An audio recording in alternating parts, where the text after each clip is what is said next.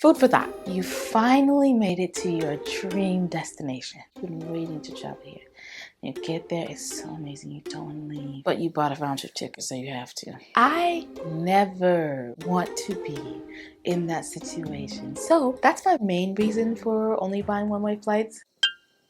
Look, I know a lot of people are not going to agree with me on this one, but I literally almost have it down to a science at this point. And this method just works for me. Let me explain to you why. And disclaimer, I travel alone, so this probably has a lot to do with it. It's very simple. I won't drag it on. First, you have more control over your travel experience this way. In the case you need to alter your dates, you don't have to alter the entire round trip, which sometimes can be complex and restrictive. One of my favorite reasons, you can make your own layovers. If a round trip flight has a mandatory layover, that means there's no direct flight to your destination, then might as well start exploring what cities I can go find in between. Yes, it may be more expensive due to an additional hotel cost, but it also may be worth it. You turn your layover into a break from flying and discover a new place in between. Tip when doing this, it's better to schedule in at least a day or a couple of days. Also advise using the same airline if possible. Sometimes there are flight delays and whatnot, and round trip flights cover this in rebooking. But if you book a flight, 2 different airlines, and one of them is delayed,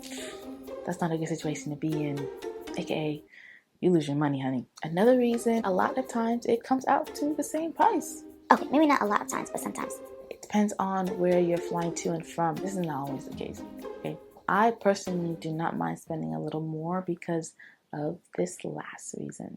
The last reason, the feeling of freedom.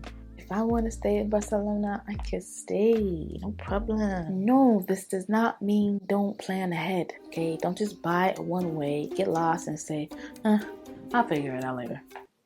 Like me, that's what I do. So yeah, plan at the same time that you plan your parting flight.